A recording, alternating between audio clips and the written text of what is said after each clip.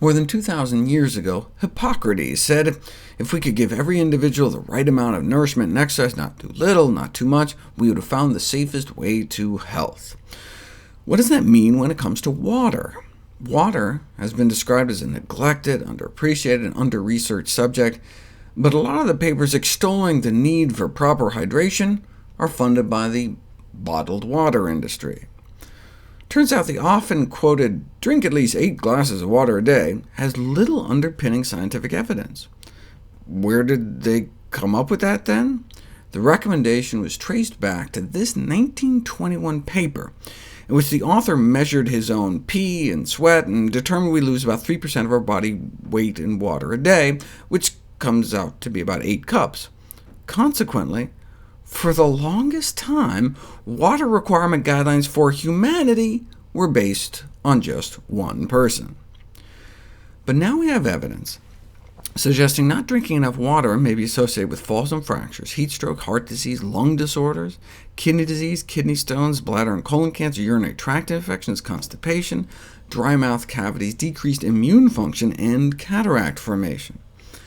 The problem with many of these studies, though, is that low water intake is associated with several unhealthy behaviors, such as low fruit and vegetable intake, more fast food, less shopping at farmers markets.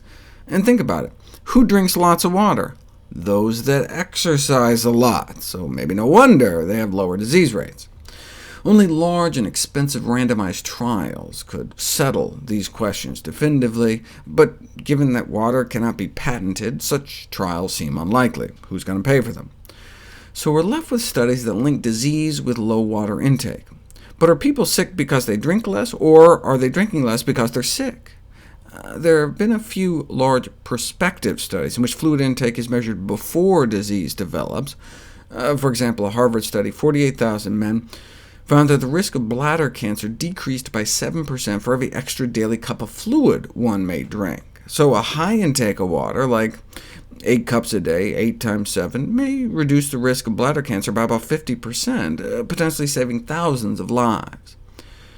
The accompanying editorial commented that strategies to prevent the most prevalent cancers in the West are remarkably straightforward in principle. To prevent lung cancer, quit smoking. To prevent breast cancer, maintain ideal body weight and exercise. To prevent skin cancer, stay out of the sun.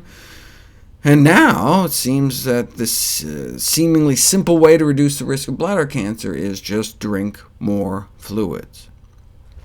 This is probably the best evidence we have for a cutoff. 20,000 men and women in the Adventist Health Study, about half vegetarian, so we're also getting extra water, eating more fruits and vegetables.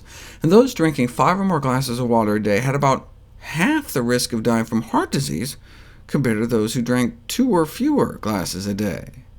And like the Harvard study, this protection was after controlling for other factors such as diet and exercise. So they suggest it was the water itself, perhaps by lowering blood viscosity, meaning blood thickness.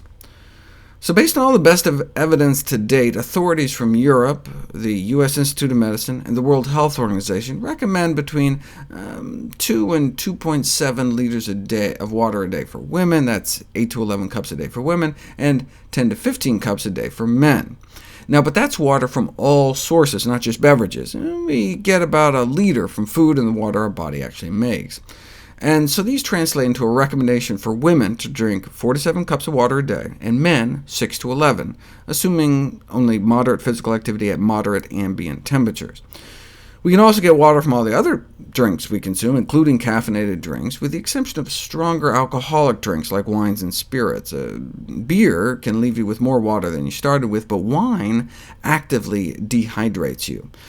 Note, though, in the cancer and heart disease studies I mentioned, the benefits were only found with increased water consumption, not other beverages. So unless you have conditions like heart or kidney failure, women should drink 4 to 7 cups of water a day, and men should drink 6 to 11.